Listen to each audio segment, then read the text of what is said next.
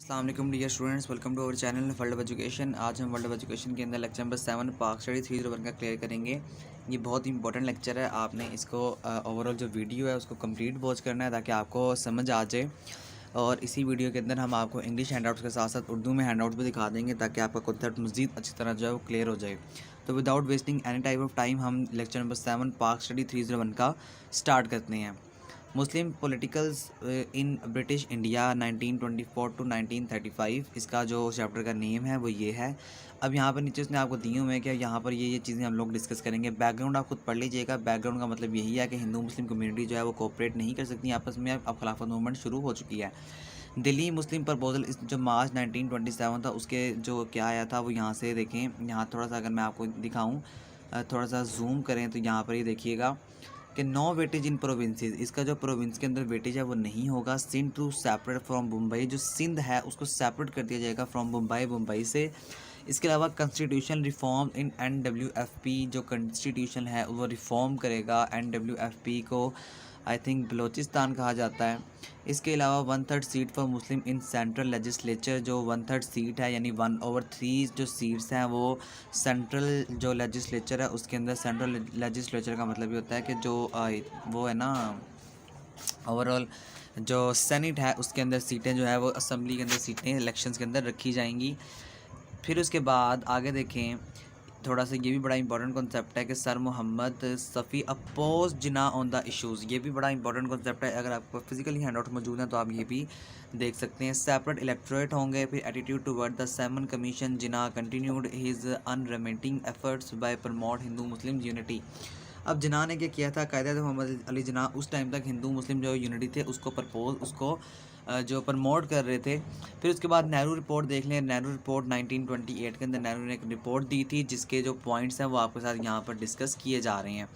अच्छा, इससे ऊपर एक यहाँ पर एक लाइन लिखी हुई है कि जो all parties conference and that appointed 10 members committee. ये 10 मेंबर्स कमेटी थी जो कि मई 1928 के अंदर under the chairmanship of political Nehru and secretary chip off Jawaharlal Nehru, यानी कि कोई भी इसका था जो भी था, इसका 10 मेंबर्स कमेटी बनाई गई थी 1928 के अंदर। ये इंपॉर्टेंट कॉन्सेप्ट है, आप इसे अच्छी तरह से याद कर लें कि जो 10 जो मेंबर्स कमेटी थी वो मई 1928 के अंदर चेयरमैनशिप नेहरू जो थी, यानी नेहरू के जो अंदर थी ये कमेटी तश्कील दी गई थी, बनाई गई थी। इसके मेन ऑब्जेक्टिव याद कर लें, ये इंपॉर्टेंट है, ये आ सकते हैं एज अ शॉर्ट क्वेश्चन कि सेपरेट इलेक्टोरेट मुसलमानों के लिए नहीं होगा।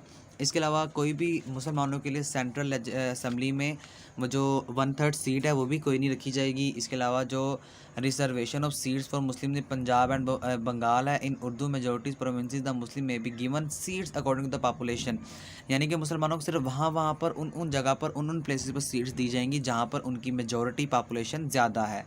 इसके अलावा सिंध को भी एज अ प्रोविंस एक सूबा बना दिया जाएगा। It can be bear it expenses, वो अपने एक्सपेंसेस खुद बर्दाश्त कर सकता है।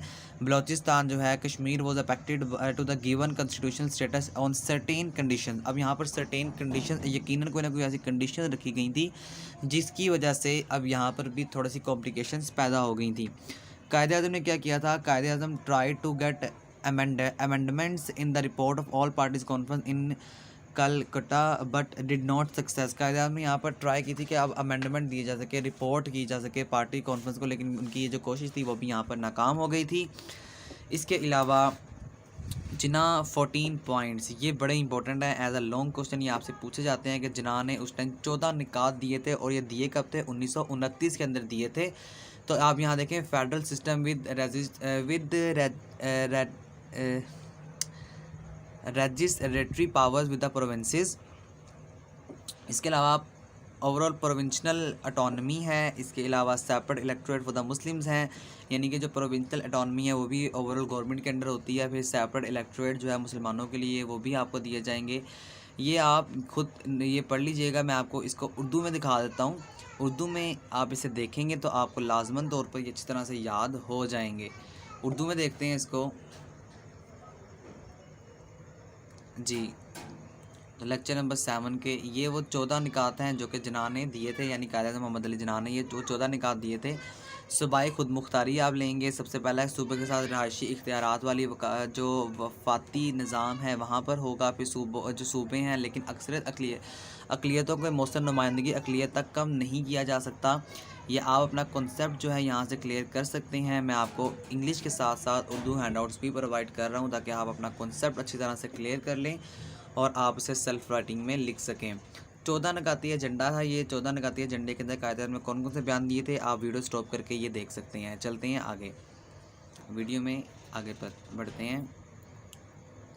ओके, ये वो हैं जो कि मैंने आपको दिखा दिए हैं। इसमें से कम भी आपको जो है 8 से 10 लाजमी याद होने चाहिए। ओके जी, आगे साइमन कमीशन आ गया। The British government sent a commission to seek the opinion of Indians on the future shape of constitutional agreements. अब साइमन कमीशन के अंदर क्या था कि अब हिंदुओं ने एक और ब्रिटिश गवर्नमेंट ने क्या किया था, एक ऐसा कमीशन भेजा था जिसके ज़रिए इंडियंस जो हैं वो अपने फ्यूचर का फैसला कर सकते थे कि अब किस तरह से हमने कॉन्स्टिट्यूशनल एग्रीमेंट करना है। कॉन्स्टिट्यूशनल एग्रीमेंट का मतलब कि अब आप आइन में क्या क्या तरमीम, आइन में क्या क्या चेंजिंग जो है वो कर सकते हैं। इट अराइव्ड, ये पहुंचा इन इंडिया 1927। ये भी इंपॉर्टेंट एमसीक्यू है कि जो साइमन कमीशन था वो कब इंडिया के अंदर पहुंचा था, वो 1927 के अंदर इंडिया के अंदर पहुंचा था। And it publish the report, और इसने पब्लिश की थी कब रिपोर्ट, 1930 में। फिर उसके बाद इसके फिर जो मोस्ट पोलिटिकल पार्टीज थे उसने इसे बाइकआउट कर दिया था, यानी इसे मानने से इनकार कर दिया था।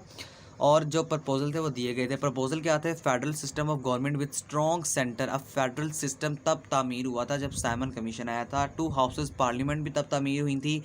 फिर अबॉलिशन ऑफ डायरेसी सिस्टम था प्रोविंसेस के अंदर, वो भी तभी तामीर हुआ था। मोर पावर दी गई थी प्रोविंशनल गवर्नमेंट्स को, governor not to interface in day to day affair. Governor जो थे वो इंटरफेस नहीं कर सकते थे, जो डे टू डे अफेयर थे यानी उस टाइम जो जितने मसाइल थे वो गवर्नर जो थे वो उनको फेस नहीं कर सकते थे। तो ओवरऑल जो गवर्नमेंट सिस्टम था उसको फेडरल सिस्टम में कन्वर्ट करना लाजमी था, और प्रोविंशनल जो गवर्नमेंट थी वो भी बनानी उस टाइम पे ज़रूरी थी।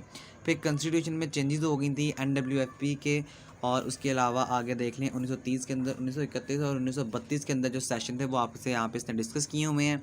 फर्स्ट सेशन जो था गवर्नमेंट का, वो उनमें जो पर्सन्स थे वो कौन कौन से थे ये भी आपको याद होना चाहिए। ये भी बड़ा इंपॉर्टेंट कॉन्सेप्ट है, आप इसका भी कॉन्सेप्ट अच्छी तरह से क्लियर कर लें कि अब जो फर्स्ट सेशन था उसके अंदर नंबर ऑफ़ प्रोमिनेंट मुस्लिम थे, मोहम्मद अली जिन्ना थे। ये प्रोमिनेंट मुस्लिम थे, आपको मैं फिर बता रहा हूँ, ये इंपॉर्टेंट चैप्टर है। वीडियो को कंप्लीट वॉच करें ताकि आपका कॉन्सेप्ट क्लियर हो सके। समझ नहीं आती कुछ आपको तो आप हमसे कमेंट्स में पूछें, हम आपके कमेंट्स का रिप्लाई करके आपका जो कॉन्सेप्ट है वो क्लियर कर देंगे। वीडियो अच्छी लगने पर इसको काइंडली दोस्तों के साथ शेयर भी कर दें ताकि ओवरऑल आपके जो दोस्त हैं वो भी उर्दू हैंडआउट्स को देखकर जो अपना जो कॉन्सेप्ट है वो क्लियर कर लें।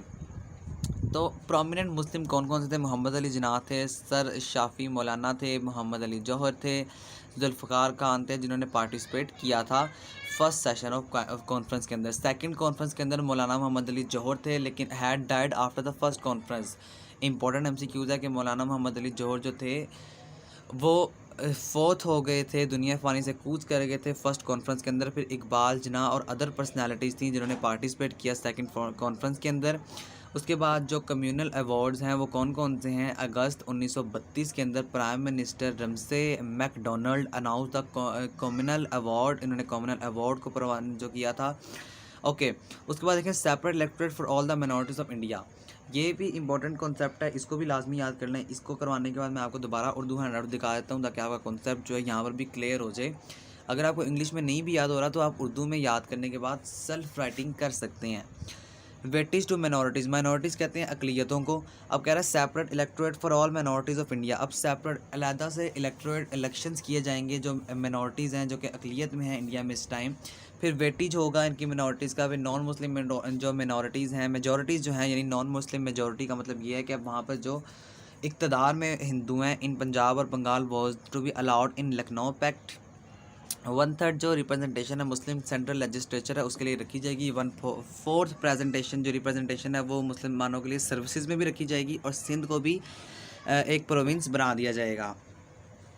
पूना पैक्ट की बात करें, ओके मैं आपको यहाँ पहले इसका उर्दू हैंडआउट दिखा दूँ ताकि आपका कॉन्सेप्ट जो है वो क्लियर हो सके। जी, तो ये देख लें साइमन कमीशन का ये है। आप यहाँ से अपना कॉन्सेप्ट जो है वो क्लियर कर सकते हैं। ये वो वाले पॉइंट्स हैं जो मैंने अभी आपको बताए हैं, यहाँ से आप देख लें और उसके बाद देखने के बाद इसको सेल्फ राइटिंग में भी आप लिख सकते हैं। आगे चलते हैं। पूना मुआहदा जो हुआ था सितंबर 1932 का, पहले मैं आपको उर्दू में करवा दूँ, इसी के साथ साथ मैं आपको उसके बाद इंग्लिश में करवा दूँगा।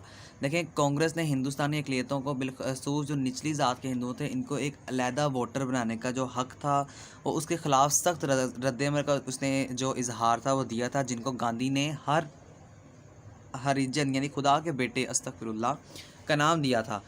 इसका मतलब ये है कि गांधी में बदनज़मी जो थी वो वाज़िया थी कि इन्होंने खुदा के बेटों के हक़ पर मौत के रोज़े रखे। गांधी की जान बचाने के लिए अलहदा वोटर के हक़ के हवाले करने के लिए निचली ज़ात से मुआहदा किया गया था। इंग्लिश हैंडआउट के अंदर अगर आपको मैं इसको दिखाऊँ तो देखें, ये ओवरऑल जो रिपोर्ट है